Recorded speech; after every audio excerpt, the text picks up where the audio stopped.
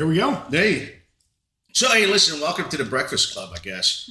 And let me tell you something. I've never had this. So I'm going to do this live because I was shaking it up and you said this is awesome. But Trident Coffee, San Diego opened up a new office in Coronado. So I'm really excited about this. And what did you say that these guys were? Like military? You were breaking it down? So they are Navy veteran, a Navy veteran-owned business.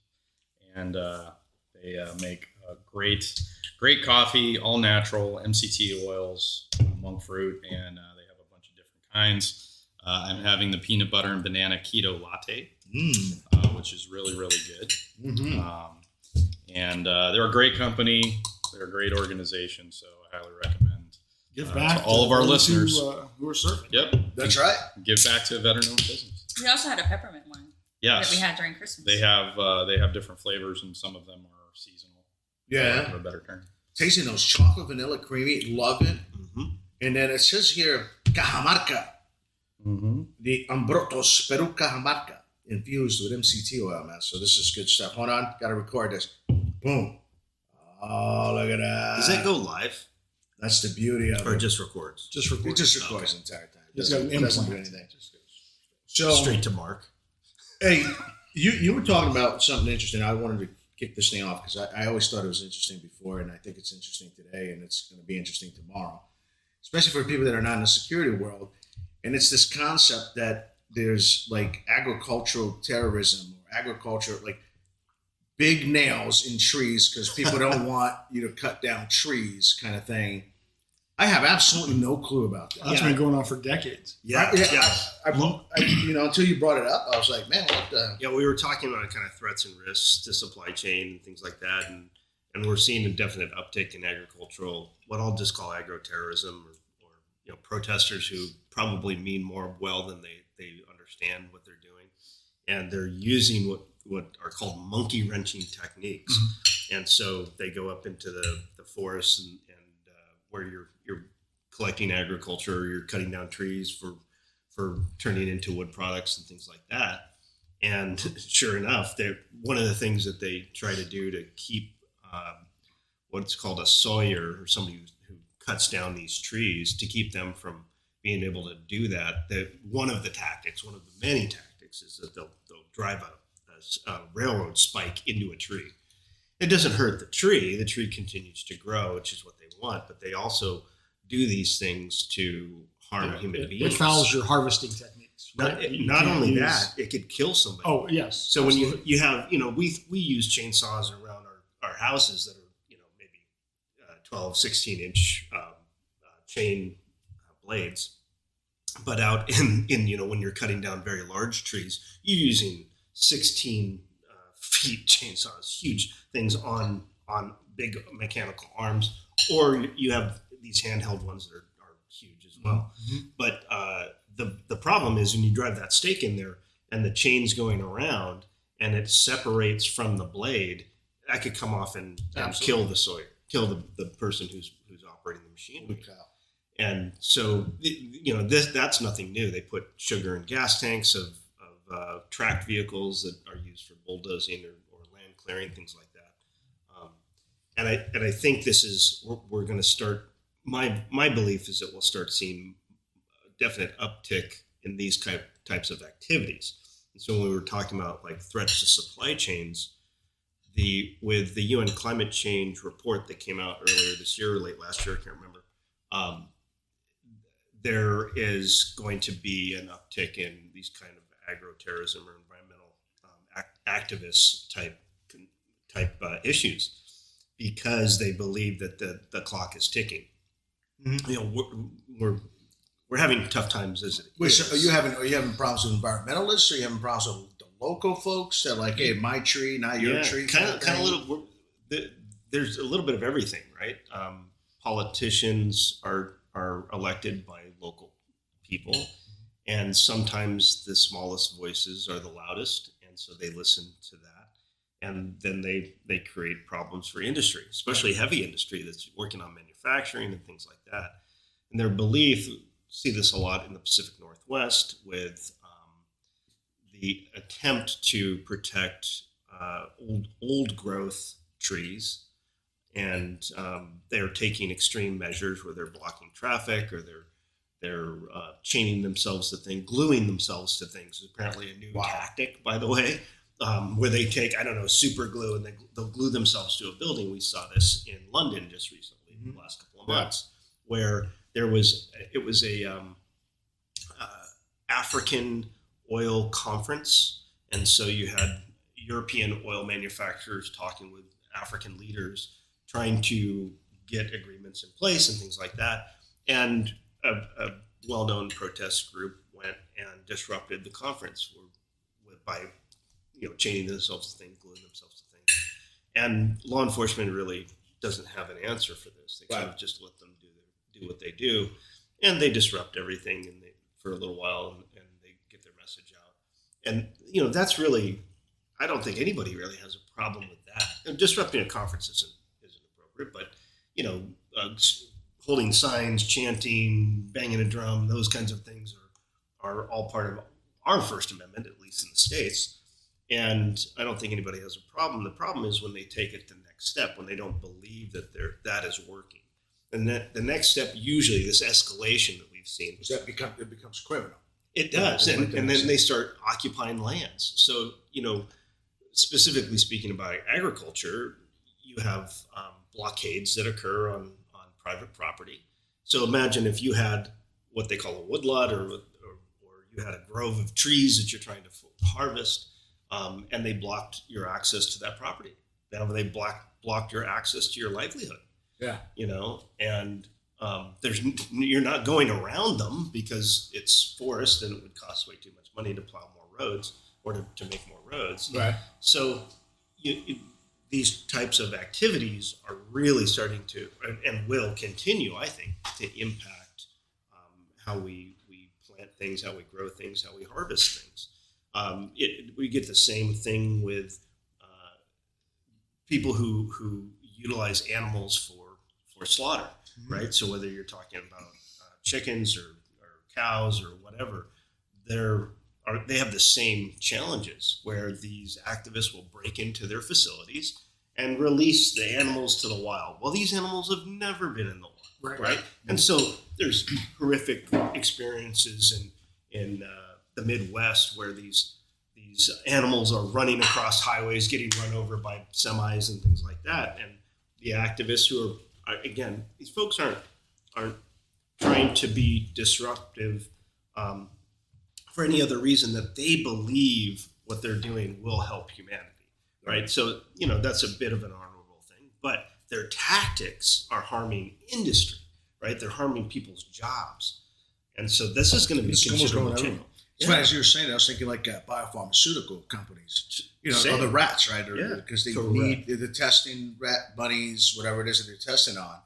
I mean, the amount of security that goes into one of those places where they're testing, man, it's pretty great. And once they find out where they are located, man, these people are on the door, knocking on doors, and so it becomes real difficult. Who's more important, the animal or the human? Well, and we have a culture now that makes it okay to either cancel or to disrupt or to speak out, the speak up culture, which is none of these things are bad. This is just the way it is, right? I'm not being negative one way or the other, but what it challenged for security professionals like us is how do you hire this next generation of people and then put parameters around them so that they aren't leaking information, taking videos of the inside of your facilities to show and document and demonstrate to activists potentially, what happens in your facility. And that's challenging. I think it begs the larger question when you're talking about, if I block a roadway into a facility, it's not just a private property security issue. Right. It's where's that liaison and leverage with the local law enforcement teams.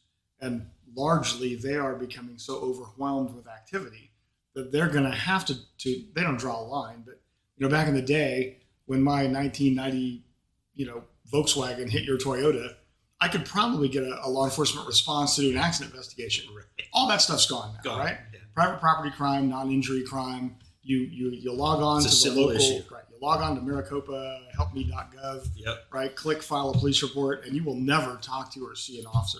Right. Our officers are far more often engaged in things that are a higher and higher level of risk. So we've got to do a better job of risk assessments and mitigation, and then training, right? You got to train. It's not a security issue until something happens. So you've got to train your team, whatever team it is. In this example, it's the logging industry and how they're going to safely remove the logs. Now they've got to spend additional time inspecting everything before they cut it to make sure that it hasn't been booby trapped or there's no hazard. Yeah, it's almost like making everybody a security professional these days. Because those Sawyers, right? Yeah. I mean, all of a sudden they're your eyes and security ears. folks out there. Yeah. I'm sure you don't have a security convoy with you out in the middle of the woods when you cut trees. No, that's too expensive. Yeah. It would be the same thing if you were raising cattle for slaughter. We're not going to be putting additional security around that transportation. The security standard for agricultural security may include fence lines, right? Mm-hmm. It's just really difficult. Keep the cattle here. Yeah. Yeah. But where we're going in the world, the number one exporter of wheat invaded the number 4 exporter of wheat. So here we are. We're going to be going into the fall with a deficit of wheat products going around the world. So now that puts us constrained on that supply chain, and that we get this ripple effect, or what they call the butterfly effect, right? Where something happens in one part of the world will affect what's happening on the other part. Who knows who's listening to this, right? But you'll often get the question. We all kind of understand what we're talking about, but if you go to the mall and do one of the Jay Leno Man on the Street interviews, hey, are you having a problem with supply chain? Do you think it's impacting your life? Yeah. Well, people may be more aware now because of the baby formula shortage. That's right. But if you go back to the California harbor, 4 or 5 months ago, there was a line of hundreds, if not thousands, of vessels waiting to get into the port. At the anchorage. Right? Yeah. Because of a lack of workers, either to offload or to inspect or to truck, We were just talking about that. The trucking challenges in California. Yeah. The belief was can't get enough of them. Yeah. Now California's changed a law recently. We were just talking about this that the truckers they're not they're contractors, or they're not full-time employees, or whatever it is. But either way, it's upset the truckers. Well, they And just so- protested the other day. And they were just protesting. Yeah. And what do? The tactic is block the roads. Right. Yep. So down at the port. Right. Yeah. Down at the port. So if you're trying to get around for your day and you're trying to get to work or whatever you're trying to do, trying to get to the hospital, now you have to deal with protest activity that you've never had to before. Yeah. Which is another interesting thing, because dealing with protesters in the security industry, it's difficult, man, because it's something that you could try to mitigate for, but like you said, there's not much that we can do. Well, a lot of the you time. remember, we all are like post 9/11 security experts, right? So you guys remember when right after 9/11, all the security people out in the world would call law enforcement and say, "Hey, somebody just took a picture of my facility." And I was on the Joint Terrorism Task Force at the time, and I called it felony photography because, first of all, if they're on public property, it's not a crime. It's Correct. not an issue. And I kept telling the FBI, we don't care about this until we care about it, right? And so could it be pre-operational surveillance, blah, blah, blah, blah, blah? Of course. But let's track the trend. If we get a plate, we get a description of vehicle, we get a description of person. And if we start seeing that same pattern emerge someplace else, then let's look into it. But no. After 9/11, every person who's taking a picture or something, you guys had this. Everything was like a suspicious activity. Everything was suspicious activity. Yeah. Like somebody would come up, to a resort entrance, right, and say, "Hey, I'm trying to get to Universal Studios." Well, you clearly Are you see really? this is not Universal Are Studios. you really? Yeah. Let me see your ticket. Penetration test. Instead of just going, yes, sir, turn around here, you make a left here, you take I-4, no, it's real simple stuff. But no, you got to write that down. Suspicious activity. Did you get the That's tag? right. Were you able to look inside? Were you able to look inside a vehicle? Yeah, a guy with a goofy hat, two 6-year-olds in princess costumes. But you're right. I think we took it to a all level. We took it to a level that was kind of totally different. And I think some companies have stayed there. But when that's Once you bring up that level, Yeah. it's like you stay there and you go, the threat's no longer there, guys. Let's Right. bring it back down.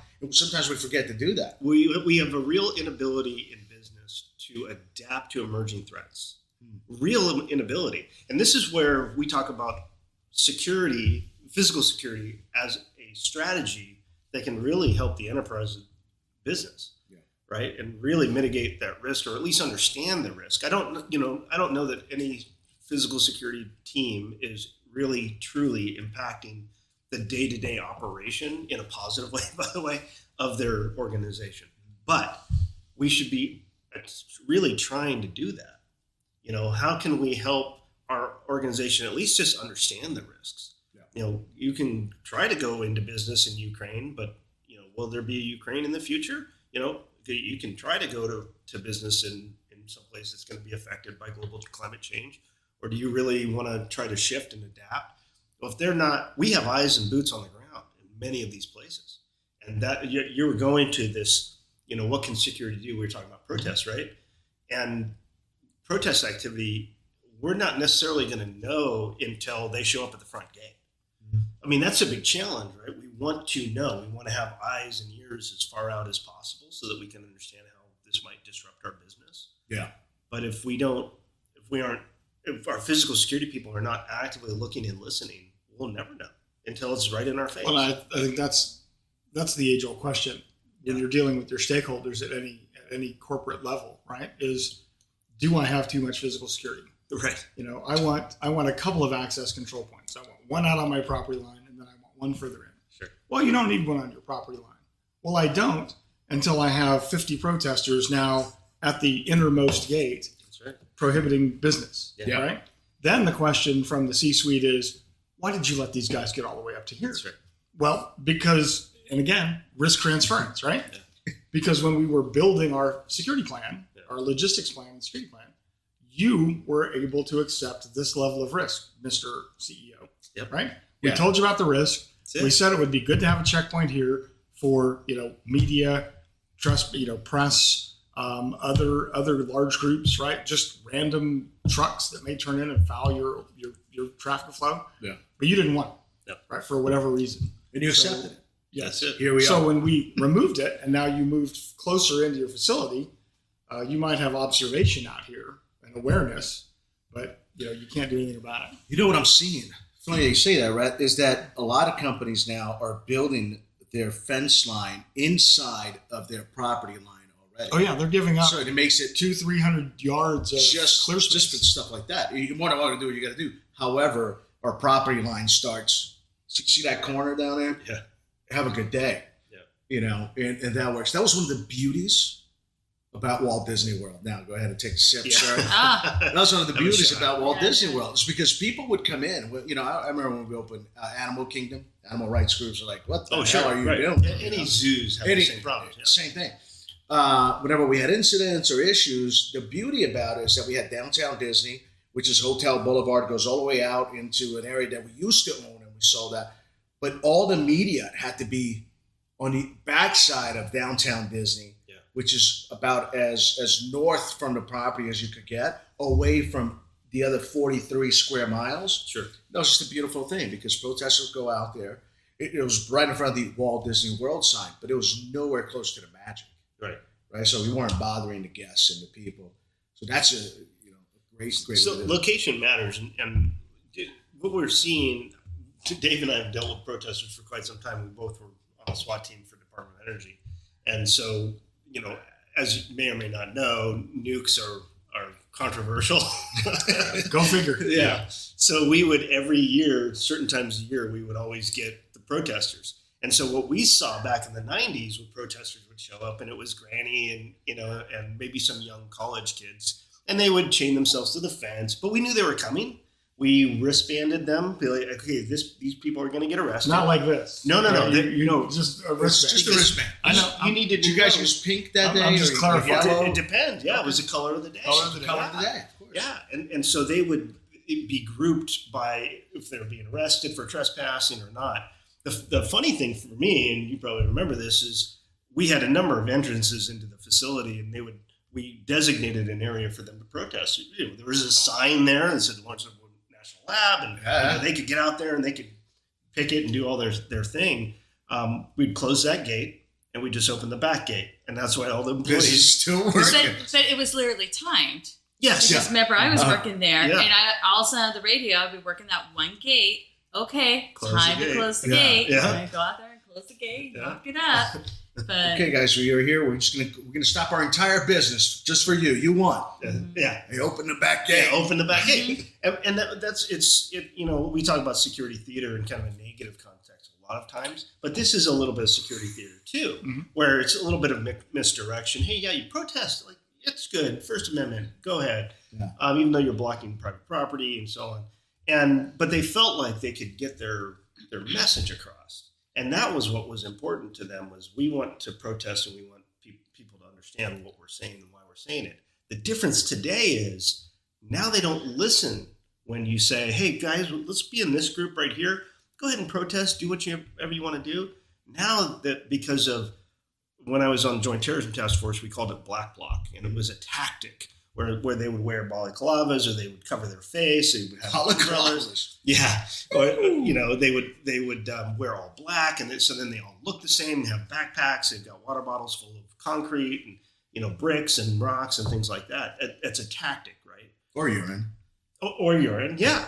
And bear spray and things like that. All the stuff that we now see in the January 6th riots and what we see in protests from 2021 in the summer. And that's all stuff that they've been doing for several decades. But it came out of the kind of the radical anarchists of the 80s and 90s. And that transformed, and now everybody does it, right? Because we have media and people can learn how to do this online. Shoot, some of these protest groups hold trainings and how to peaceably approach, protest. how to walk together, how to move together. Yeah. Like just exactly how we in law enforcement would train riot control. Yeah. Exactly. Wedge formation. Right. Diamond Formation, right? Yep. You know, stomp and drag, Shit, do all this. We're talking about EP work here or what? Yeah, kind of similar. And to compound that, you don't always have, or maybe these days you rarely have, just one group, right? I've got my organization, whatever governmental or private company that it is, and you've got Team A that doesn't like the way we're doing business, and then you've got Team B that doesn't necessarily care how we're doing business. They just don't like Team A. That's right. So if Team A rolls up, you got to have Team B, right?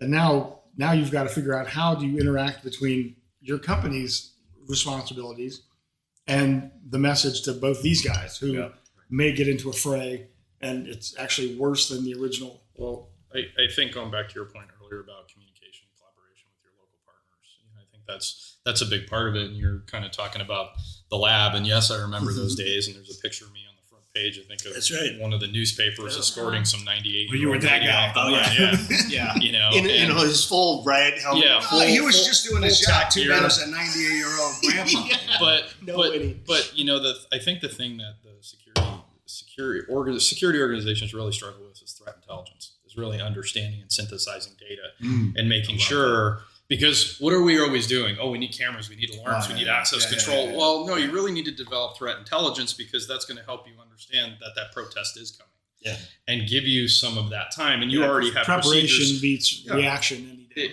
Exactly. But having good threat intelligence allows you to make those better risk decisions. You just hit me, man. You just Dave, dang it, man. It's what I do. It's what I do. It's amazing to me. It's amazing to me today.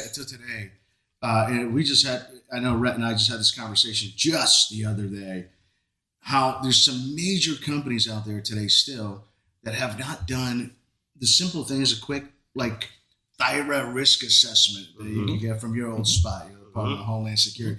Like, they haven't even done anything like that. You don't have to go out and create anything, to your point. Well, no, they Go have to no the DHS standards. website. They have no standards. They have no procedures, no policies, right? And they're dealing with all this stuff. But let me ask you a question, though. Do you think that, anybody can answer this, do you think that is the biggest threat right now to a property like Department of Energy or something like that? Or are these folks showing up? Some because we're no longer waiting on Russia coming in with multiple tanks in our fence line. Right. And you look at some of these fence lines are like ridiculous. Well, there was that post. I mean, you go to Menlo Park for Facebook, as you guys are well aware of. That's got to be the only corporate campus in Silicon Valley outside of Apple that has a fence right? I mean, we go to the Googleplex and they're separate buildings, individual buildings, and you come to Facebook and there are individual buildings. I'm thinking like 2021, but you have these huge fence lines, and the idea, you guys know, is that they put the aircraft cable through the fence line, can't ram it, Right. hard to do. Get into the I- 4Ks. There's pop-up barriers. So I think there's a maturity or a transition, right, between the use the NYPD or the LAPD policing model from the 60s and the 70s, right? We don't still use that playbook, right? We evolve, we assess, we make things better. And I think physical security has to do the same thing. So, to answer your question, we build physical security barriers and we train our teams.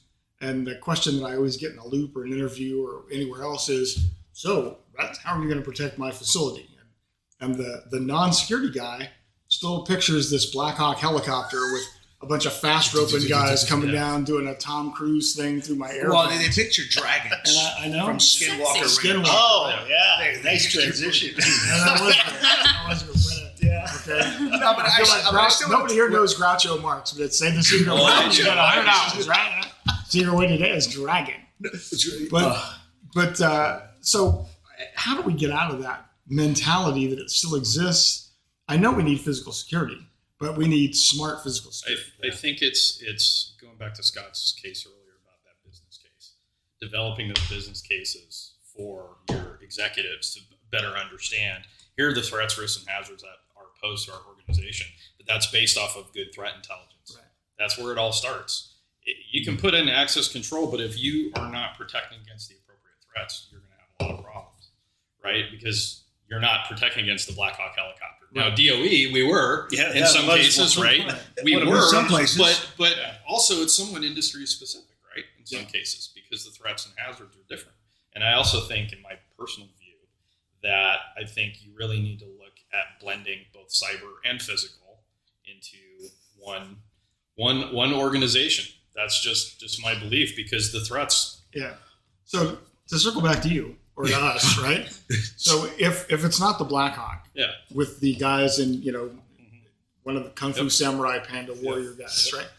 Who is our biggest threat? I mean, and it doesn't have to be the same for every organization. Well, I think I know what I think it is. Yeah. Industry specific. It's as specific as he said, but in the case of like when you're trying to put in NERC kind of security into, the problem is that it doesn't totally cover the insider issue. This is where I was going to go. Yeah, it doesn't totally cover the insider issue, and and we all suffered this through data centers. We're through data centers, right? Just you mentioned this about even corporate meetings where things get leaked out of a simple corporate meeting, right? And I know there's a company where as I'm sitting at a meeting, I'm seeing it in the news coming out, and it just, as a security professional, annoys the crap out of me, because what it's saying is so important to us as a group and as a company and as stock owners of that company, that you would betray, the sanctity of this meeting that we're having, where we're getting some good information, right, and share. So the insider threat to me in multiple ways, not just, no longer just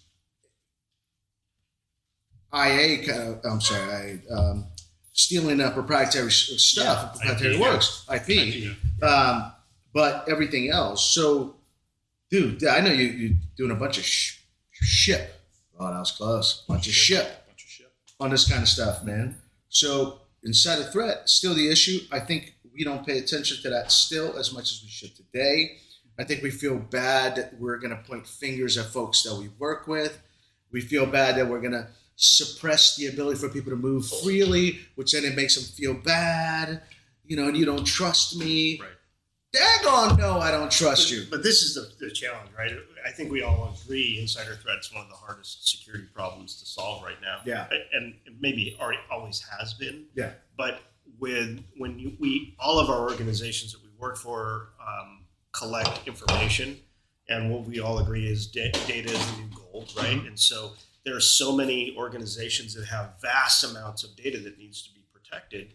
And the one thing that makes it really vulnerable is that person, because we can't get inside their mind and know what any of our employees are thinking at any given time. Yeah. I think, and it's not for me. I'm a security guy, right? So I think security. Yeah. But it's not necessarily a security issue, right? When you think of insider threat, it's just, I'll use the example of, a closed venue, and you drive around the back of the Venetian Theater and you see two guys with a milk crate, a door propped open, having a smoke, and then they go back to work, leave the doors open, right? So it's that is clearly the insider threat can be anything from operational failures to logistics failures to, some companies have relied on other people to keep their operations going. Yeah. And when you how about you go to the vendors? gas station and inadvertently hit that power off switch and it turns off the pump, that's happened to other companies, throughout the world with just no safeguards or no training. The thing that kind of horrifies me is when we talk about vendor security, right? Yeah. And while you can control, sorry, Malinois, while you can control sort of employees, you can do background checks, you can do certain screenings, you can check Psychological testing. Yeah, you can check their emails, Everything. sending and receiving things, what they search for on the internet. You can kind of put controls around the people that you can control. The people that you can't control are the ones that I'm horrified about, because you give them as much, if not more, access into your organization. Because everybody wants, Krispy Kreme. Yeah. So the vendors that come in the morning, Like right now, 7 a.m. Can we pause this and go get some Krispy Kreme and come right back. Yeah, and is insider threat mistakes? Like you said, I left the door open. Mistake. Well, So or is it non-education? Like I did not educate people enough on the importance of being vigilant while you're still working, not only for yourself, but also observing others. Or now is that too? Are you creeping on other people? But what's the resource for them? Right. So we train all these people to do all these things. To your point, we train them, don't prop a door. This is how you should badge through every door. Don't leave badge doors through open. every door. But then when they see something, they're supposed to say something. Well, how do they do that? Right. And that's some of the Well, challenges. I also think there's a Snitches get stitches. Culture. Yeah, I think there's a cultural component though to a lot of this, because you have a lot of organizations and you look at their culture and nobody believes the bad thing will happen. As security professionals, we always know that the bad thing is going to happen. We just don't know when, and that's part of the problem. So when you're trying to convince CEOs or employees why they shouldn't use that milk crate to prop that door open, because that is technically an access point into our facility, and that could create, that's where the active shooter can come in, or that's where the burglar can come in. We have numerous But examples. most people, those two guys you pointed out, just sitting in the back, hey, we're just here smoking. Like, what's the big deal? man? Like, Come what's on. the big deal? Well, there's designated places for that inside the facility. You can do that instead of propping our doors open and exposing both our physical assets and our intellectual property. But it'll never happen here, Dave. Yeah. Well, how do we fix You're it? right. How do we fix it or get better at insider threat without pointing fingers at people Right, or people right. feeling I that think they're that's pointing right. fingers? I think you have to. Where I would recommend looking at the probably the two pillars of insider threat. Right, you've got things that happen that are non-nefarious. Right, they happen either out of a lack of training, but there was no intent to necessarily ruin your business. Right, there was not the. I'm not going to go into CJ 101, but still, Malice. and that's probably Malfeasance. again. We're all risk guys, right? Yeah. Most likely, most dangerous. Yeah.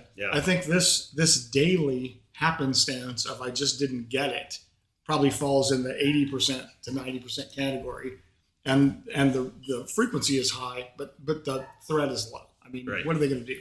Right. It's that other 10 to 20% that we probably need to retrain our teams on. But do you become Big Brother? Are you looking at everybody's every move? Somebody has to. Well, I think that's where it doesn't become, because you were talking about security partners, right? It doesn't become just the guys in uniform anymore. That's right. It's, I remember post 9/11, I don't know which agency necessarily, but there was conversation about having the fire department, UPS, FedEx, the U.S. Postal Service, all training together, because many of them have access into public spaces or private spaces, and they may go into a public space to deliver something, and stuff just is off, right? Right. What's all that ammonium nitrate doing there? Man, that looks like det cord. Is that a blasting count? So, Is that It's bleach? so where those Yeah. guys in the past would just go away and think, man, that's a weird situation. Now we've engaged our public-private partnerships or our security public partnerships to at least know what to look for. Yeah. And I think that's the same thing inside our corporate We're not aspects. educating people. Right. Yeah, but I think, man, God, hit me up on another thing now. This private.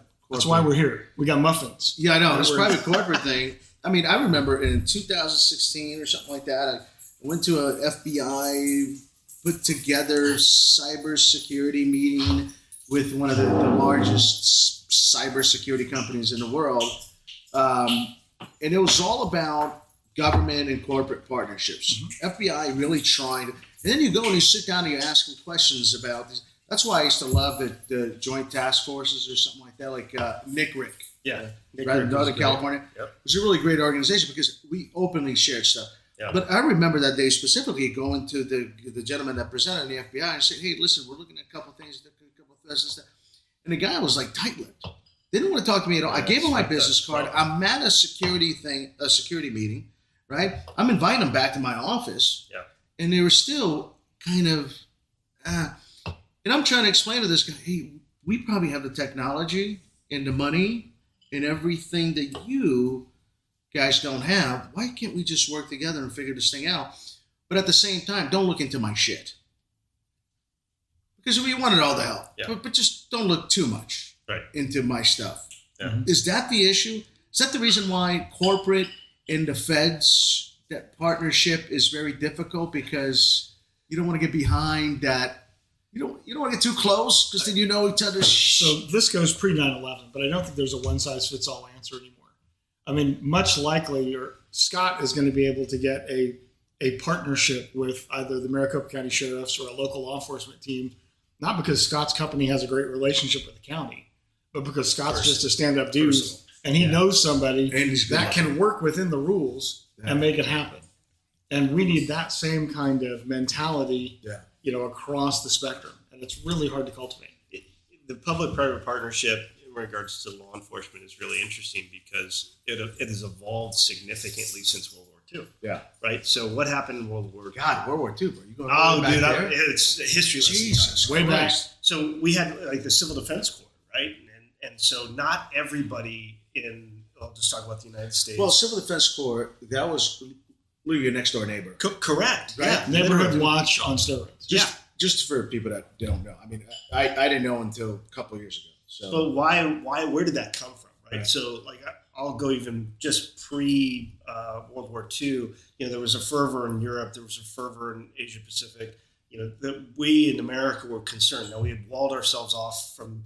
I'll go into a little bit of geopolitics. We had walled ourselves off because World War I was so bad for us, right? And then we went through a recession and all these things. Bad stuff happened throughout the 20s and 30s. So World Bank was put together, which this is what comes out of World War II, to right? Yeah. So the leading up to World War II, America's looking inward, right? We're walling ourselves off from the rest of the world. Yeah. And so what comes out of that is we had kind of, I won't say a weak military, but we had a much smaller military, obviously, right? For obvious reasons. We weren't, sailing the seas and doing the security stuff that we weren't do a today. power projection country. No, we were when you want to protect the border protection. homeland, how do you protect the homeland? Do you rely on the Border Patrol, which was non-existent. maybe non-existent there? We had a very open border. I know, at least for our state, it's 48th state, the greatest state. Hashtag Arizona. Hashtag Arizona. So, you could. Go. I'm sorry. Sorry, dude. We're called State 48 for a reason, right? So 1912, we become a state, right? Yeah. But really before then, we were a territory, obviously. But you could come across the border from Mexico very easily. We shared. That's why Fort Huachuca was so busy. Fort Huachuca was absolutely right down there on the border. Bisbee, all those great cities. So we generated this. Hey, we got to protect America fervor. Yeah. Like this weird dude with a weird mustache in Europe, and he's starting to invade other countries, and we just don't know what he's going to do, right? And so Americans, being Americans and patriots, said we're going to protect our communities. That's the least we can do. I can send my sons off to war, but I'm a farmer. I'm going to grab my shotgun and go, essentially patrol my neighborhood, right? And so out of that came people who wanted to protect themselves and their communities. And I think there are very few, and of course, law enforcement starts to become much more professionalized after that. Bigger cities, obviously, much more professional than smaller communities, but smaller communities started getting more into law enforcement throughout the 60s, 70s, right? We got the drug war in the 80s and 90s, terrorism in the 2000s. And so we all started looking at like, how do we protect our communities? Yeah. And so and then companies throughout the early 90s started going, hey, we also need to protect our businesses. Yeah. And So now they're put a pin putting in it that all for a together. second. So in addition to companies looking at things, Yeah. I think much like right after 9/11, communities and individuals back in that era were much more willing Yep. to trade off civil liberties Yep. for I'm going to be Safety. safe at home. Yeah. Right. Look at TSA. And we're not at that. We're not there today. No. We're not Oh, there I mean, today. the public's changed tremendously. You wouldn't get people to think like they were thinking in World War II times. No. Like, I'm going to protect my hood, Yeah. in that kind of sense. Yeah. Today, people, I know my next door neighbors because I seek to communicate. So hey, what's up with a brand new guy over here? Pleasure to meet you. I walk over. A lot of times they don't reciprocate. No. So imagine a They don't neighborhood. know what you're doing. Well, They've never had that before. so imagine in neighborhoods today where everybody is kind of, especially in the past 2.5 years, like, I don't want to talk to anybody. Yeah. Like, don't Yeah. bother me. Correct. You I don't know wanna your get next sick. door neighbor. Why would I care to protect my next door neighbor? That's right. Nobody cares. No.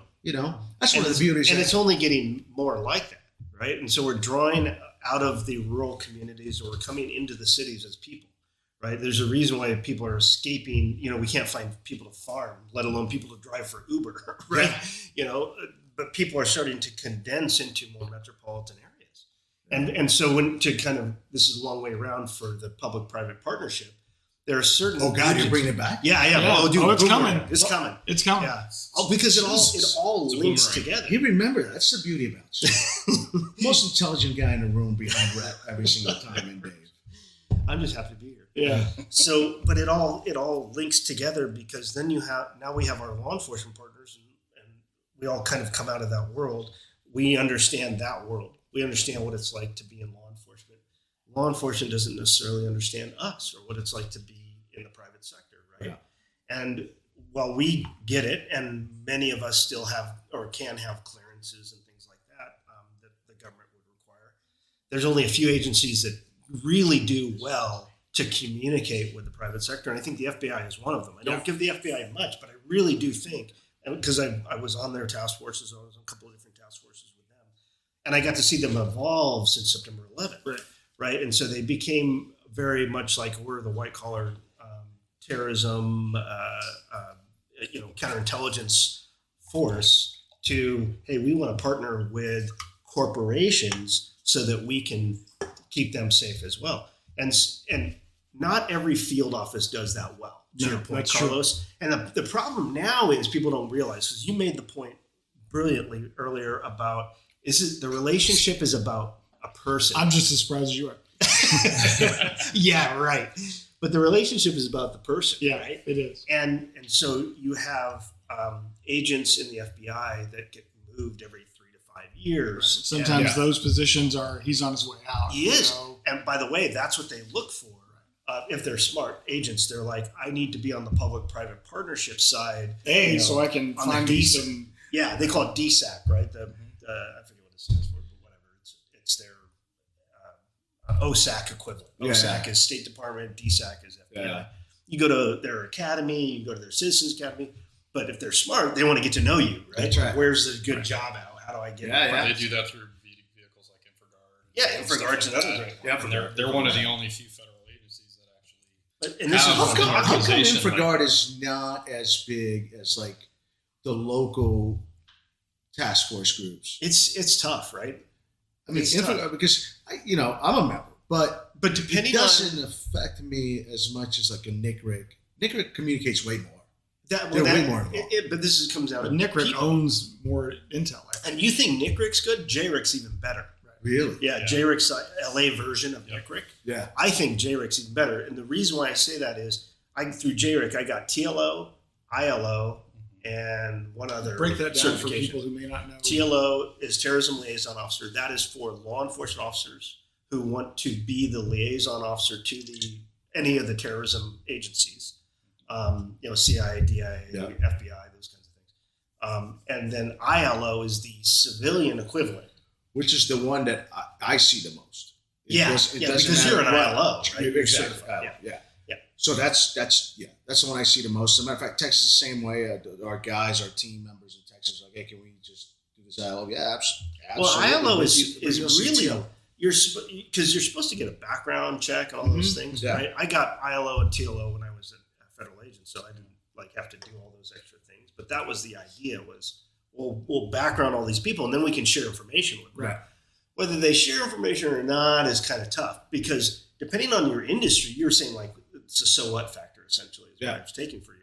You know, who's communicating? Why do they communicate? Don't they communicate enough? Depending on your industry, you may care about international happenings. If you're in some type of more locally focused industry, you may care about, what's the gang down the street doing? Right. Not necessarily what's the terrorist in some other part of the world. My favorite word, geopolitical. Yeah. You're not looking geopolitical. You're looking local political. Right. But this is the failure point because really when it comes down to it, all things are local, right? Yes. Where you guys have facilities, where I have facilities, I care about in that location, what do the police say is bad? What's going to happen? Because we may have a global platform. That's it. But there's global intelligence isn't going to do me any good. Yeah. No, you I don't need need local. I don't necessarily need to know what's going on globally. I need what's going on between 57th and 3rd. And this is a very easy to solve problem for America. Let's talk about international. When you have language abilities, Right. When you have different cultures that are happening, you have different other geopolitical issues. How do you involve OSAC in to help OSAC's great for that, though. to take that partnership, that kind of global companies that are doing global business, That's right. and connect them to that local area and help create those local partnerships. That's right. It's funny because until I came to a global company, OSAC to me was just something I heard of. Sure. It wasn't important. It was a concept. Yeah, there was no need for My it. challenge with OSAC is I don't think I can belong to multiple Regions. branches. Yeah, regions. Like I've got South America on mine, or North and South America, I think is what I have. But I couldn't also belong to APAC. Right. Or there's something like that. But I've not been to the OSAC conference. And I think there's a little bit. I think was the last. Yeah, and I think there's a little bit of competition with GSX, but as far as like when it happens, Yeah. so people have to choose. I'm going to this one or this one. But everybody who I talk to that goes to the OSAC conference loves it. Yeah. They get so much more from it, and I think State Department or DSS did a really good job with partnering with those international parties. Mhm. But that's still very international, right? And then how do you come That's back true. to being, I care about what's happening in Los Angeles or in Tampa or wherever. That's an even harder nut to crack, or really tough to find places.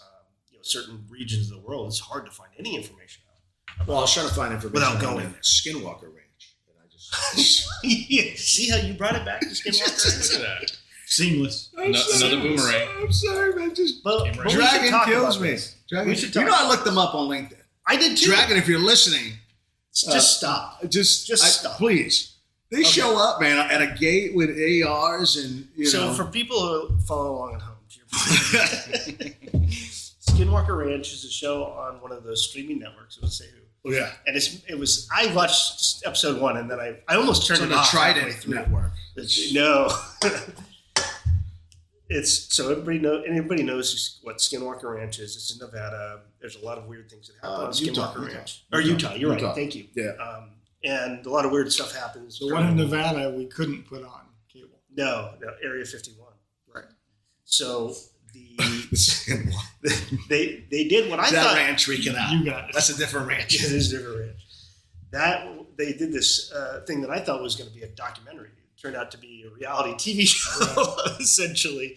And so what Carlos you're talking about is in this kind of first episode, you have a group of scientists who are going to go to Skinwalker Ranch, and all these terrible things have happened: cattle mutilations, weird UFO sightings, weird things with lights, weird things with sounds. Yeah, everything. Yeah, and so they played up in the first part of this episode 1.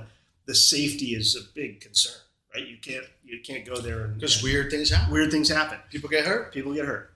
And so the principal scientists, principal investigators show up at the ranch for the first time. By the way, there's a very nice European helicopter in the episode, and All blacked out. Yeah, all blacked out. You know. A Lamborghini Countach is in the episode. No Osprey. No Osprey, no. But The owner of the ranch really likes to show himself He off does. as somebody that's made it. made it. He truly Hey, has. you know. I'm a middle class guy. Grew up and And now made it. multi-millionaire. So now I drive Lambos. Here's my Lamborghini. Yeah, Right. Yeah, I'm and so here humble. is my, what it comes into, I guess, some small airport somewhere. He Yeah. goes, that's the jet. This is true. Like, the jet has nothing to do with the story. We'll take the Eurocopter. But you were going back to how security is portrayed. Well, to the this is the public, right? problem, right? So as you guys are aware, because you all seen the episode, you meet the quote unquote head of security, and I'm like, oh, maybe I Who know knew? this guy. Who is this guy? I actually didn't know that security was even going to be a part I didn't of either. this thing. Yeah.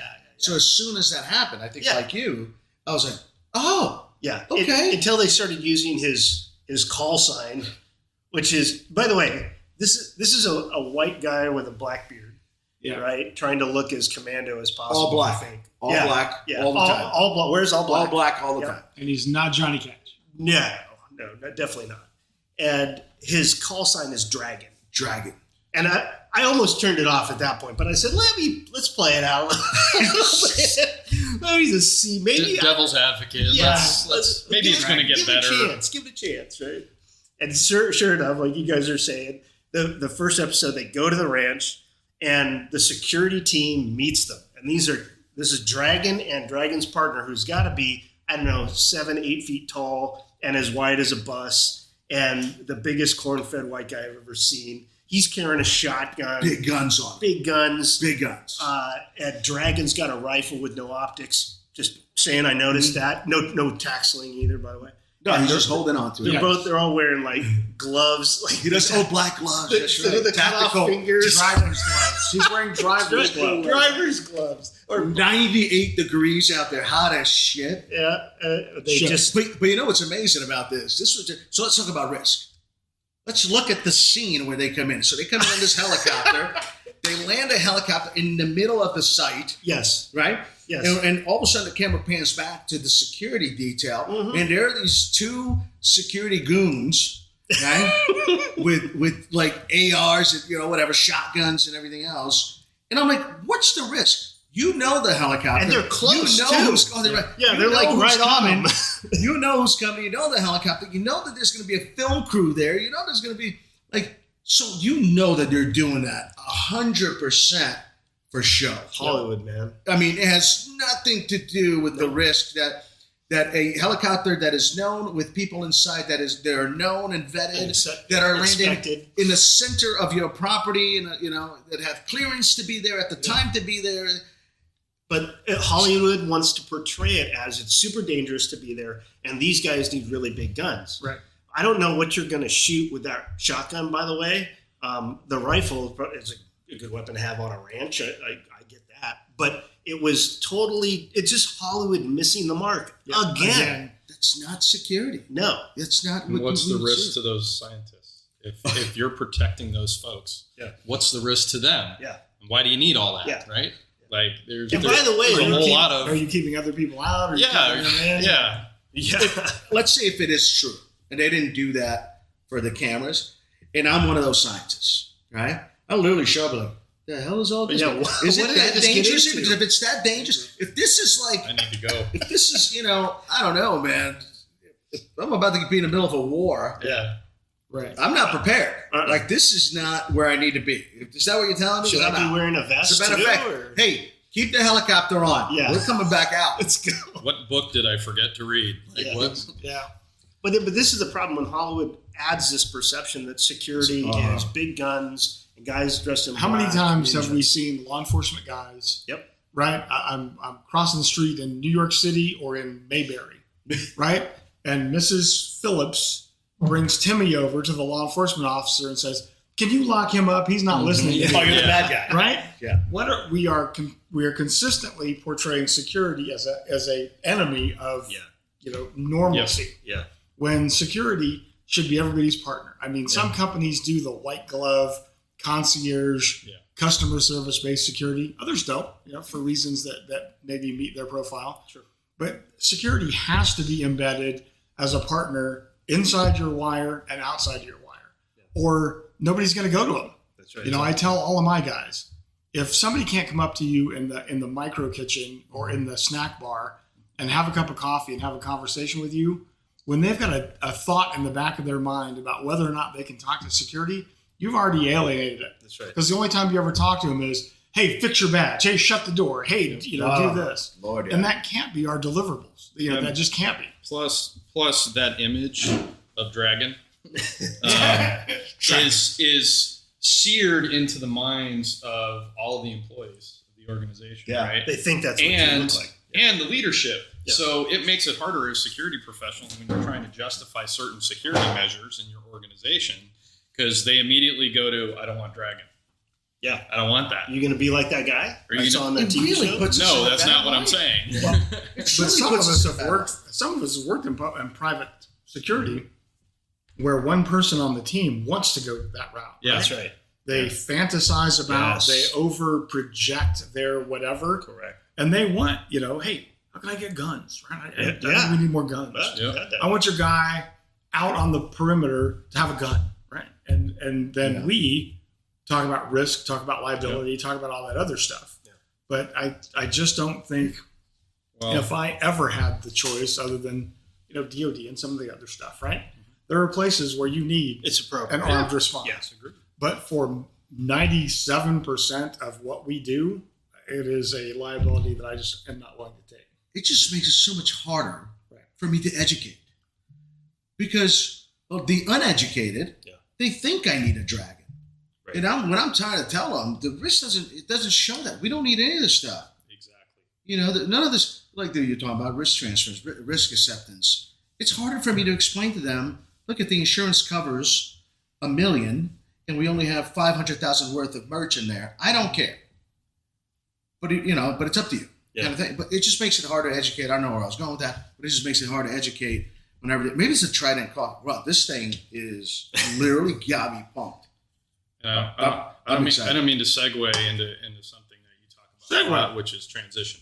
Oh, People Yes. transitioning from Thank you. your public sector agencies into your corporate security entities. Oh, that's a great topic. Have a misguided perception of what that really Because they means. saw it on We've TV. all done they it. saw it on right? Skinwalker Ranch. Yeah, because they saw it and they're like, oh, well, that must be what I'm going to go do at X company. And then you get there and you're like, what is your biggest hazard? Well, I'm trying to keep my doors closed because people keep propping them open. That's my biggest problem today. The homeless need a place to sleep. Yeah. But That's my I biggest don't threat. need Dragon to fix that problem. Exactly. Well, but the funny thing is, so going on a transition, there's a lot of folks kind of like Dragon that come out of the military and stuff like that, and they transition into high positions within companies, right? All of a sudden, I'm sitting in a meeting and they want a armed vehicle with 4 people inside that are totally armed to be like a react team in case something happens, and I'm like, what are you talking about? Right. We have a QRF. Like It's called 911. Yeah, like you don't need it. We have great local partnerships. We should talk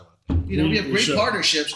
And by the way, here we go. The biggest thing why I don't want my folks with guns because it brings me a tremendous amount of liability that I want nothing to do with. I'd rather pass the liability to the folks that are insured to do so, have the right and the law behind them. I don't have any of those things. An offshoot of this is in regards to transition. It's very good. You get the last one, Carlos. Oh, snap a do. I licked it. You licked it. Carlos doesn't care. There's more. Oh, He'll eat it. man, there's more. But wait, there's But wait, for 1995. But go ahead. We Sorry. have donuts. So in regards to transition, we're talking about how, and we've always been talking about how we're going to see a tremendous amount of people coming out of military and law enforcement in the private sector, right? Because we're all too young to retire, and for our generation, retirement, it will be a fantasy. But we have the whole baby boomer generation that were hired in the 60s, 70s, 80s, and 90s that are all hitting retirement age, and they're gone. right? We're living longer. We have more debt. That's right. Whatever the reason we will continue to work. So you can't retire and then go do nothing, especially when our baby boomer generation is doing that. They're starting to retire and we're starting to lose them. I was just listening to something about Phoenix PD. They're offering all of these hiring bonuses. They pay the highest in the valley, so on and so forth. They're taking people from everywhere. And they are. They're down 500 officers. Yeah. That's a big city. You know, Jerry Williams is a big city chief. Biggest city in the country, I think. The fastest growing city in the country. Wow. Yeah. Yeah, but we're in the top 10 as far as population goes. Yeah. And that's just Phoenix, let alone the metropolitan area, yeah. right? And we have probably one of the biggest sheriff's departments in the United States, so on and so forth. But the problem is nobody wants to do that job anymore, right? So as you're losing people to retirement or to transition or whatever it is, you're hemorrhaging people. Where are they going? Well, some of them are going to the private sector for sure. And we were just talking about, you know, making that transition, not being that dragon type character, or, you know, thinking the security is all about the biggest gun that I can carry. Right. So there's definitely some conversation that we need to have there. But to your point, Red, I believed that we would always be able to call for assistance. If I need help, I call, or if I have a fire, I call the fire department. If I have a security issue, call the police department, right? And so how does that affect us? This is more of a question for the group. How does the lack of law enforcement officers out there affect our ability to call that kind of quote unquote QRF? And will we need to have a private sector solution in the future? I don't know. And not that we can answer that, but it's kind of similar to why is there a shortage of workforce in general right now? Right, people either stayed home with COVID or they don't want to do X kind of jobs. Right. I think to try to not make this a political conversation, a lot of the discord that's going on right now about defunding organizations, we heard a lot about that when the sound bites were easy, but I don't think we've seen a lot of that in practice, similar to how you see candidates run for president, and then when they get in, they don't do what they said they're going to do because now they're inside the looking glass and they know why we needed those things in the first place. So defund the police. Yeah. I think we need to get the word out that what we need to do is maybe educate our law enforcement teams to be more aware of, you know, health and human services, mental issues, things like that, and what the appropriate response is. Right. But we are going to need people coming into those jobs. Well, that goes back to the recent launch of the 988 line, which is the national crisis line. So that's supposed to take some of the burden off of our law enforcement partners and kind of move it over to that crisis response or whatever. But I agree with you 100%. And because I also, you know, help train law enforcement right now in crisis response, there's a lot of organizations that are moving to pairing police with mental health professionals all over the country. And I think it's a great pairing because they have sent, you know, and I'm a bit biased because I work with co-response teams now, but, you know, when you're sending out two people, especially in today's environment where it's pretty violent, I mean, they've sent out social workers who have been murdered, you know, unfortunately. Yep. And that's not what we want for our mental health partners. We want to make sure that they're safe, but we also want to make sure that just fire doesn't let us in until they remove that threat. Well, or they won't go in until we clear the stage. But I always ask this because we already know that law enforcement, unfortunately, has been behind the curve in all this mental health stuff. Yeah. It was just thrust upon us a long time ago. Like, hey, you're 911, you handle emergencies. But because law enforcement's behind in some cases, what does that mean for corporate security? Yeah. You have all kinds of people coming back into the workplace that are suffering from depression, anxiety, because they've been locked up for 2 years. And now they're coming into the workplace. What do you think your biggest challenge is going to be from a corporate security perspective now? I was thinking about that when I was grabbing a muffin. Oh, that's just... We were talking about the insider threat. Muffin, mental health, right? Both M's. How have we addressed our public in the past? And if we're still using the same model pre-COVID, post-COVID, I think the whole return to office playbook had to at least pivot or add an appendix. Can I before we go to return to office, because there's a lot of good stuff there, man. So let me go back a little bit. One, I remember going to police academy and the classes that we took on mental health issues, I think it might have been 40 hours. Might have been. I'm going to go 20. might have been 20 hours that covered all of the psychological issues that I was going to meet while on the street. Yeah. You name it. Yeah. And obviously that's not enough. So I always thought, why not up that in the police academies? And then we don't have to really necessarily bring in people that deal with those kind of crises because we're putting them in a tough position, right? Okay. So if we up that and we become at minimum a certified something, there's a smaller certification. You can get your sub certification. And I don't know what that is, right? CIT. CIT, right? So why don't we do that automatically right away so people understand what's going on? And then on the second, how come the military does a great job with this? Mental health issues with the military folks. Yeah. It's probably one of the best.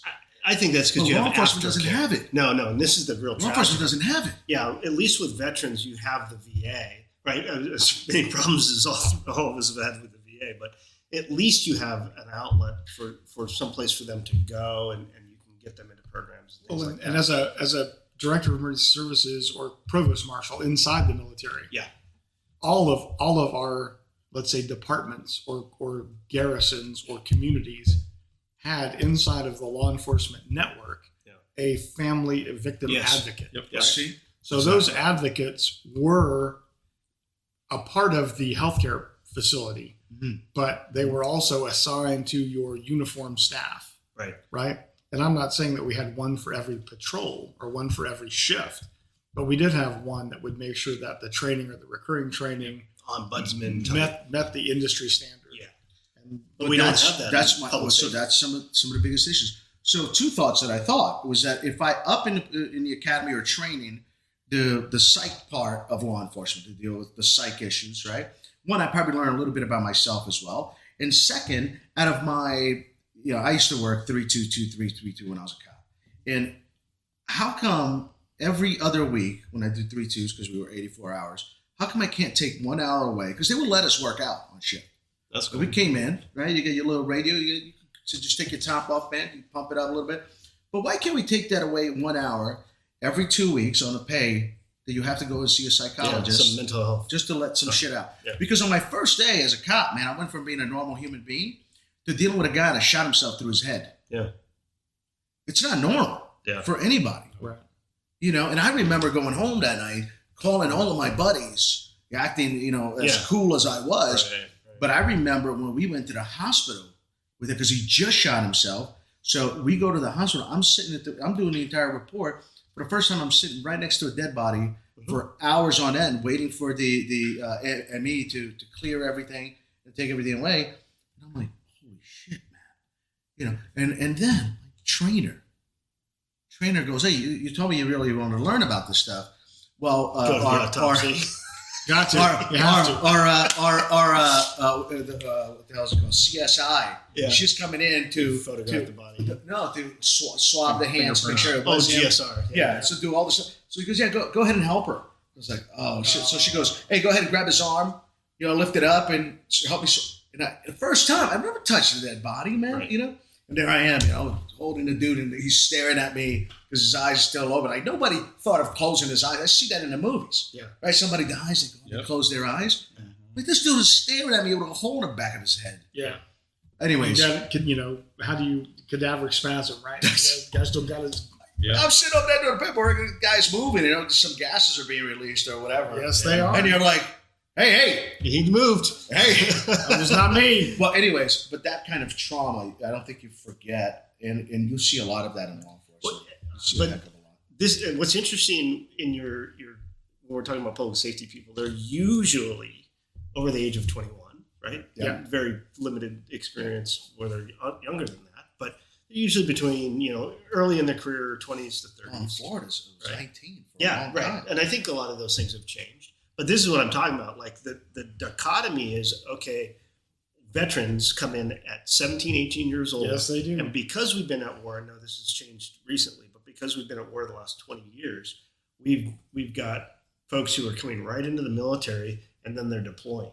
And they're going downrange and they're seeing all these horrible things like what you're talking about. And they really haven't even matured their brain. Yeah. Right? Our brain doesn't really mature till 25 or something. You're the psychologist. Mine is at least Mine, 40. I'm never going to mature, so I don't know what you're talking about. But that is interesting because, again, there's not a lot I know, right? I know beer, I know some scotch and whiskey, and I know the Cigars. military. And, I'm a follower. By the way, is it too early to have a drink? Or But No, it's right. never. It's 5 o'clock somewhere. But in the military, I'm gonna grab me a little something. we lock these guys down from being citizen recruits. Correct. The third week, A lot of so 20, structure. 20 days, Yeah.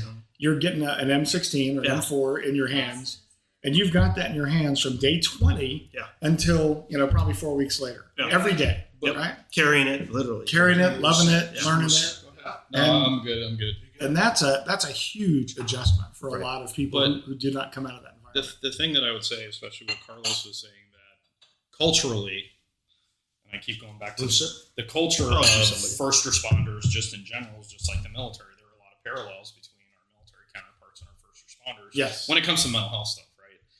But for years and years and years, what did we always hear? Whether you're in law enforcement, fire, EMS, military, it didn't matter. If the military wanted you to have feelings, they would have issued one. Oh my gosh. And then number two is what's the other part of it?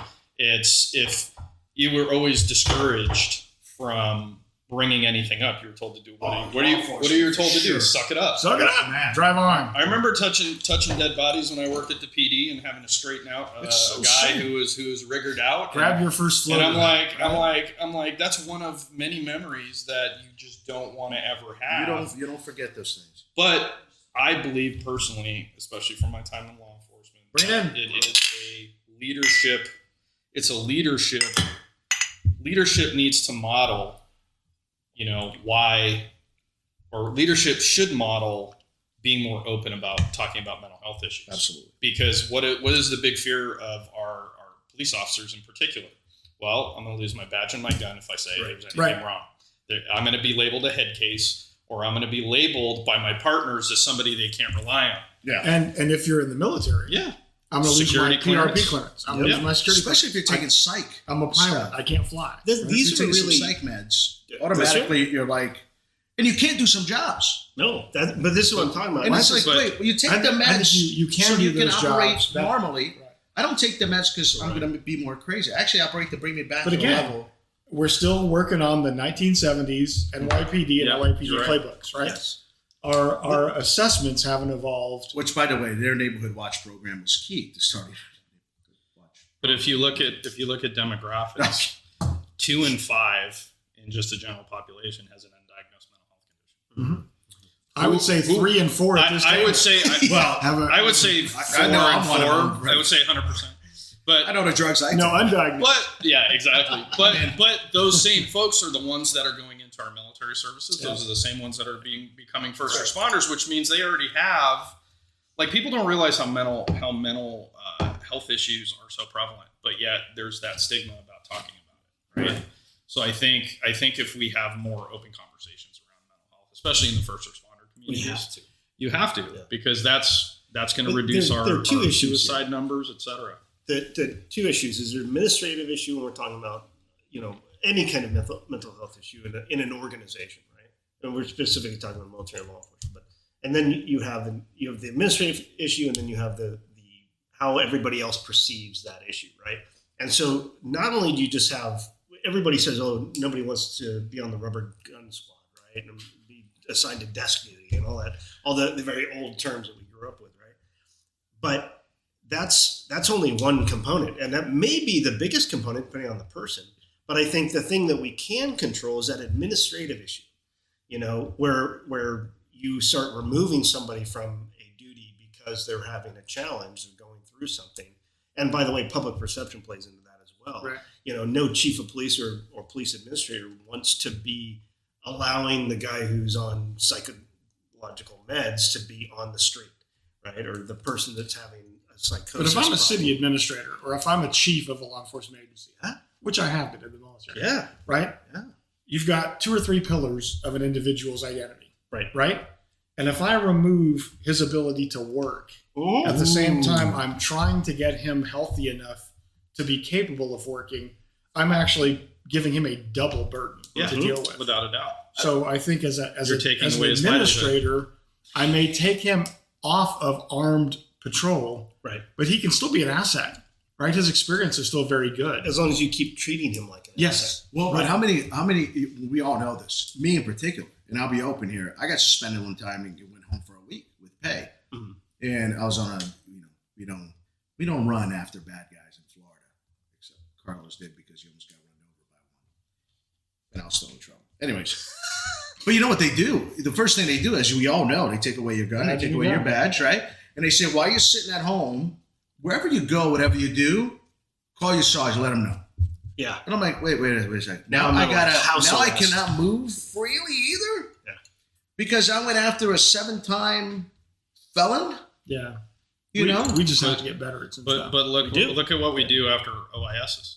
Yeah. You segregate that officer. Mm-hmm. You take away their gun. You do all this stuff. You don't allow anybody to talk to them. It's up to you. Well, that's the same thing.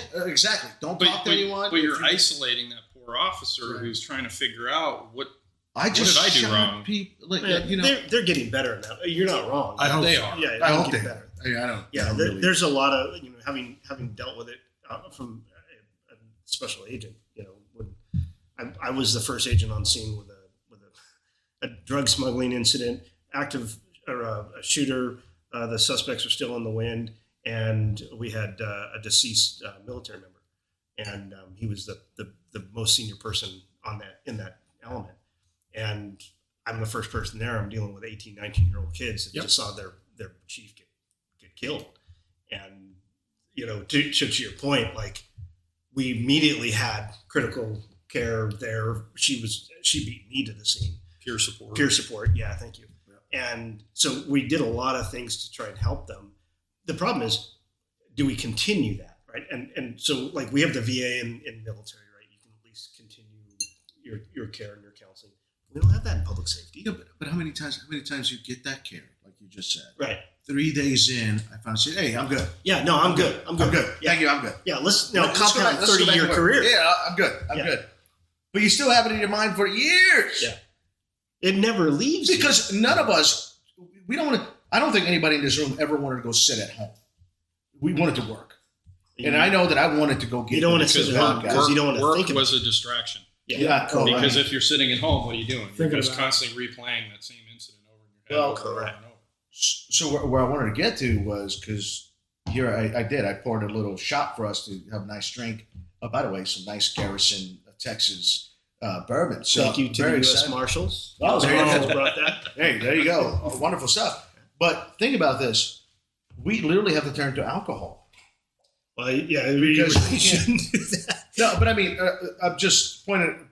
Not me. We're not doing it now. Now we're having a great conversation. But a lot of law enforcement officers, they do. because they not can't- to overly generalize, but not to overly generalize. but there are people who self-medicate Yes. to suppress the pain of the memory or Absolutely. get to sleep at night or anything else. Absolutely, and it used to be a thing. Like if you were caught, at least in Florida, as a police officer or deputy, if you were caught drunk driving, which happened so often, right? You would just say, "I have a psychological problem. I need to go see the psych." And that's how you didn't get fined. Oh, that's good.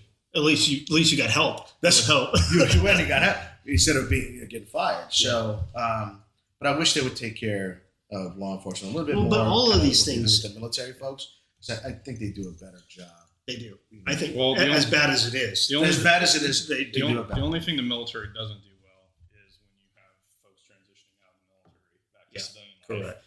Because when you go into the military, you get reprogrammed to do the jobs that the military wants you to do. They do a very piss poor job about deprogramming you to go back to civilian life. Transition is very, very difficult, and there's no mandate that makes people go to the VA to get care. It's like, here's our transition assistance program. Here's TAPS. Here's a bunch of PowerPoints. Go check it out. Hey, if you need the VA, go ahead. When I got out of the military, I didn't know anything about the VA. It took me 6 years to even learn anything about the VA. That was in the 90s. Yeah. But and I think they do a better job today. Yeah. But the problem is there's no real handoff. Now there was some legislation. I don't know if it got passed, but there was a legislation tying the DoD systems to the VA system. So there's that automatic transfer of Of records. your records. Like and if you're then leaving, that would they call trigger. you automatic. Yeah, that would trigger the MCS. VA to reach out to that veteran at their last home Perfect. record or whatever, and that would be great. However, we talk about shortages in police work, but there's also a huge shortage of And this whole 988 thing, going back to that, honestly, I don't know that the infrastructure is not there. There's a lack of mental health facilities, because if you go to LA County, where I do a lot of stuff, what's the biggest problem? There's no bed space. God, you just reminded me. Sometimes I have to drive all the way up to Sanford. I used to work down in Altamont Springs when I was a deputy, because they just didn't have any bed. So I had to go bring it up behavioral health all the way up in Sanford. And then they would have to put a bed together kind of thing in the hallway. Wow. Because they just couldn't, even in Seminole County where I worked. But there's going to be more of that, because we don't have enough people in healthcare, just overall. There's a lack of mental health professionals all over the place. Hard, man. So hard to do that job. But if you're pushing this national crisis line, which I think is a great idea, I don't have any issues with it. But if you're pushing this national crisis line, you need to have the infrastructure to be able to take in all of those folks that are routinely in crisis, right? So if you don't have that, then what do you have? You have a situation where you have boarders in your emergency room. Now emergency rooms are going to get overloaded. They are overloaded. Yeah. And behavioral health is already, at least in the 2000s, when I was a cop, it was already overloaded at the time. And we talked about this the other day. Florida used to be the pill mill. Really? Oh, Florida, man. People used to come from all over Kentucky. Because they would just write scripts. Because they would write, who was selling, I remember stopping a guy one time. He had a bottle like this. It was a count of 500 Oxycontin. Wow. Who gets prescribed? Nobody. 500. Like, you literally get maybe a 30-dayer. Yeah. Right? And then that's a 500. That used to be the pill mill. I mean, anybody could look it up. So what started happening in Florida is that people would run out of money, run out of drugs, and they would literally go to the behavioral health hospitals and say, I want to kill myself, just so they could come in for 3 days, get some shots to help them, because they knew they were about to feel sick. Right? So that helped them for 3 to 7 days. And then they would go back out on the street and do the same thing. But that's taking away the bed from somebody that truly has a behavioral health need. Right. So that's what was happening in Florida a whole bunch, man, in the 2000s. Well, we can't say that we're blind to this or we don't know what's coming, because there are good examples around the world of how behavioral health is impacting generations, right, or the current generation. Take a look at Japan. Japan is very concerned. Right? They have an aging population, and they have a young population that's not coming up. By the way, China's even worse. By the way, like really bad, like collapsing society bad in China. So in Japan, what have they done to solve hey, let's get the mental health treatment? Believe it or not, Japanese culture really accepts and adapts well to technology, as you can imagine. And so they have artificial intelligence and robotics that they're using to help people deal with loneliness, right? Especially when you have more females than males, and the males are not finding the mate that they are looking for. So you have artificial intelligence and robotics that are playing a huge part of that socializing themselves and getting out there, seeking mental health treatments and trying to help them cope with whatever the loneliness or whatever mental health issue. And coping, as we saw during COVID, right? The social media platforms increased exponentially. Correct. In their applicability and their use. Yeah. So I was totally like TikToking. Yeah, that was me. That's you dancing. Well, it's just that connectivity, because you couldn't go to the office, right? Yeah. You weren't able to do this. But we got to be mindful of this, at least when we talk about government and how we enforce, COVID protocols or pandemic protocols. We've got to be really mindful of this for the next one. The next one is right around the corner. Yeah. We're not going to avoid it. So it's coming. I don't know if we have a stop-go paddle, but I'm gonna, Forrest Gump, right? Stop. Because if we start going down the COVID well, rabbit we probably hole, got probably a good another 8 minutes or so. I'm looking at your watch there. 124. Yeah, it's probably about 8 minutes or so. I think we should keep on Call recording. the ball. Yeah, just because. Should we do an intro that you can cut in? Since we just all started bullshitting like who you are. I mean, I could when I write it, everybody. I'll write everybody's name and what they do and the companies they're attached to. And I'll definitely tag these guys, because this was good stuff. Great coffee. Yeah, this is good stuff. So Tremendous. I enjoyed it. I'm probably gonna get more of that. And my wife, dude, she's really into this cold brew coffee. Yeah. Oh, stuff it's so now. good. That's her thing. Yeah. It's So like good. out of nowhere, right? And she, my wife does love you. She loves to just order stuff through like Instacart, and they drop everything out. Now I'm getting boxes of cold brew, nitro cold brew, and everything else. So These folks Seeking deliver. it. Yeah. I think they work with GoPuff. Yeah. And they'll deliver that stuff. Nice. Yeah, so I've definitely got to take a look at that. But I don't know. Got a couple more minutes, guys. We talked about a bunch of stuff. I had a note here for event security. I'm not sure we got there or wanted to go there or not. But I think we sort of talked about that with like protests. Yeah. And I know when you talk about event security, you're talking about like, maybe a setup event, like you're going to have like an event in an event hall, and how do you protect your executives and how do you protect all that stuff. But I would classify a protest as an event. Whether it's a planned or an unplanned. It's a party, yeah. It's a party that I was not invited to. But speaking about that, and we kind of go back to our law enforcement partners, can we really, truly rely on them to be there to support our event or the security? It's all being done with, I think, overtime, off-duty. Yeah, ODOs. Yeah, right. And I'll use an example. So, I'm doing work at a university right now, and they recently had their first commencement/graduation in 3 years. And I had reached out to our law enforcement partners and said, hey, could you just do some, and this was right after Uvalde. So everybody's already jacked up from all these different shootings. So I said, hey, would you mind rolling through periodically?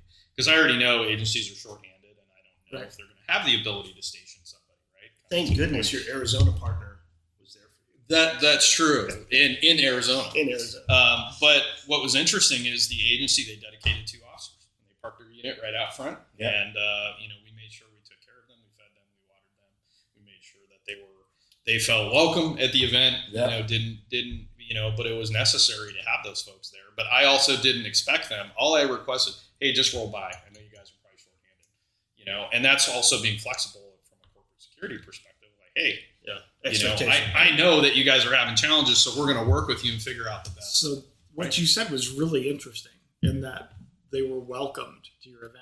100%. Because depending on where you are in the U.S., that's right. I know I've had pushback at multiple agencies or multiple locations when I thought I was doing the right thing, starting early, developing a relationship, doing walkthroughs, having them come by for social hours. And then your team members will come up and say, hey, why is he here? Is he looking for speeders? Is he searching a warrant? Is he? Yeah.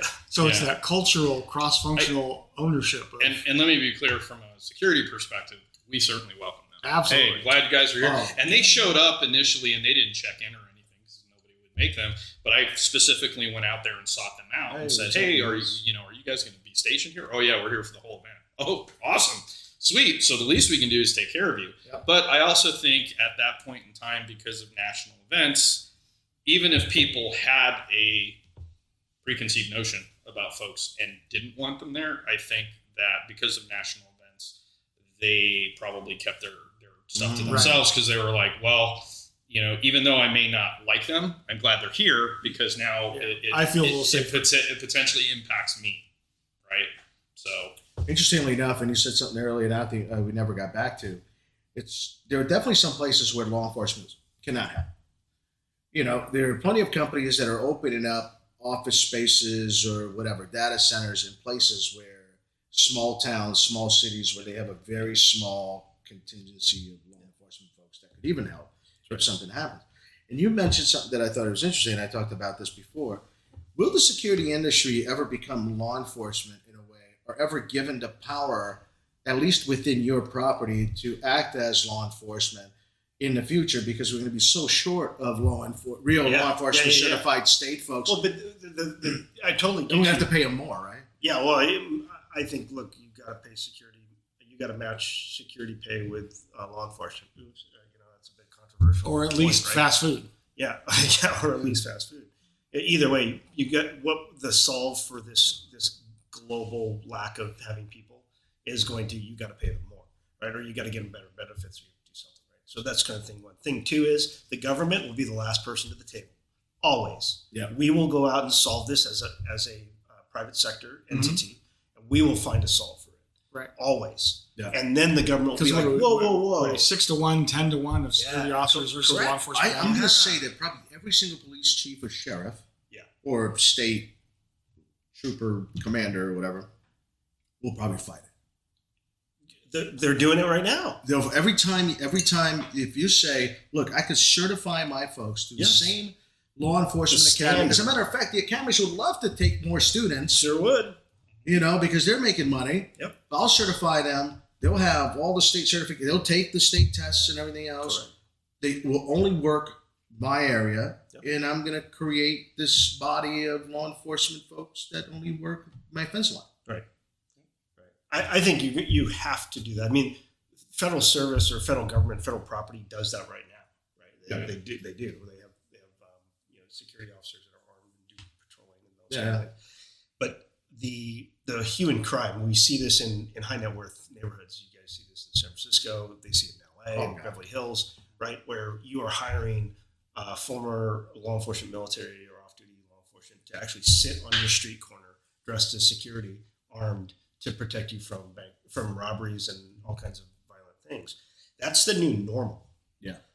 Right. Well, that San Francisco PD guy, that retired San Francisco PD guy, just got killed in San Francisco while doing security work for a community. Oh, okay. Well, It just happened. We had Buffalo as well. The off-duty or a retired Buffalo police officer encounters a suspect with a rifle, tries to shoot him with a pistol, loses the gun battle tragically, right?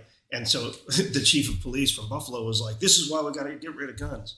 And it's like, not even a good guy with a gun could stop the bad guy with a gun. And it's like, that's a very unique situation, sir. And that's a misnomer. Yeah. And not to get all into pro 2A and negative 2A, but the private sector is demanding people with money. By the way, companies have money. High net worth individuals have money.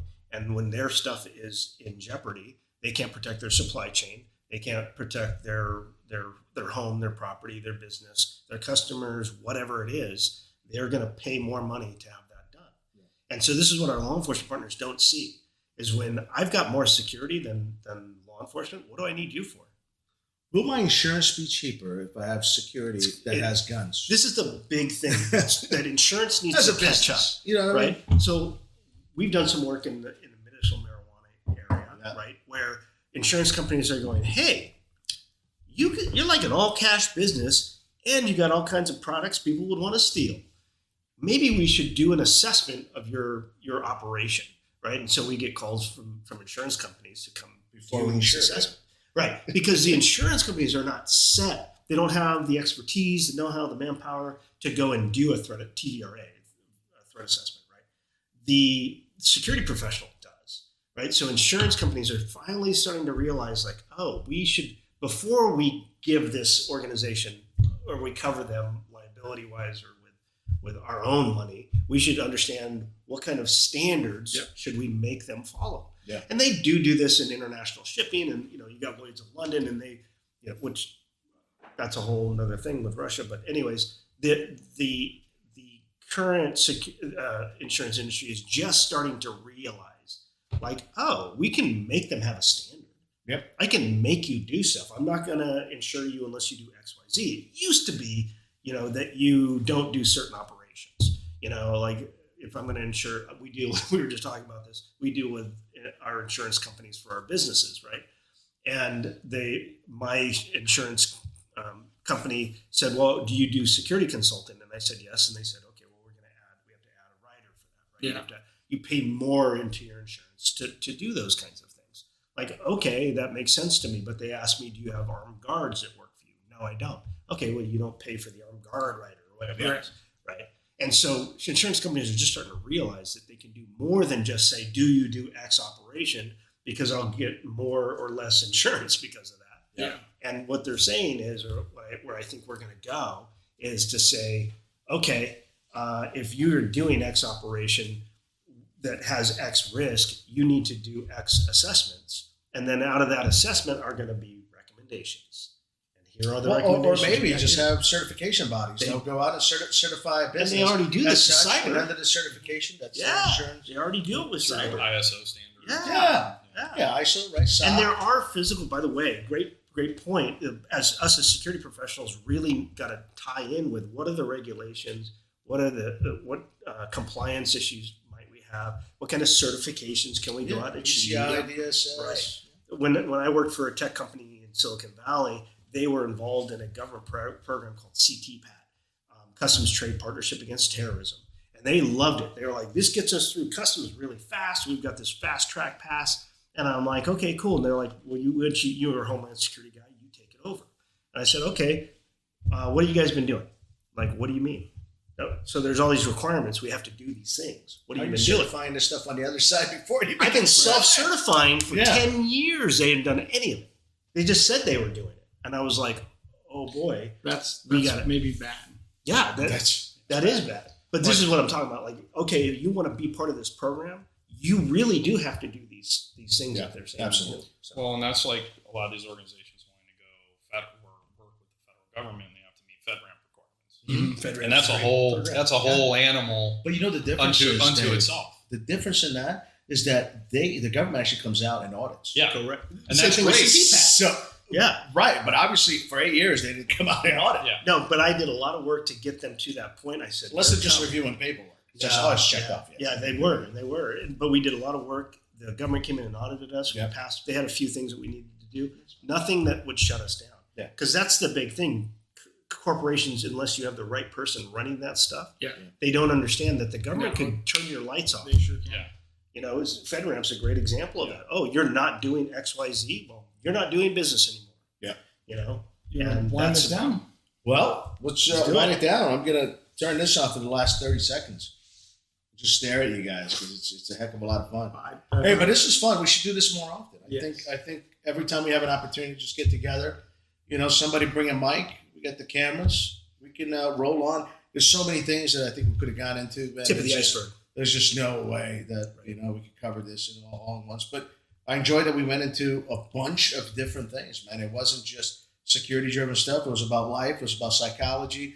It was about making a couple of industries better, the military and law enforcement, man. So I like an open talk like this where we're just rolling with it and seeing where the hell we go. Yeah, I enjoyed it. Absolutely. Thanks, guys. Very cool. Cool. All right, man. We'll see you guys.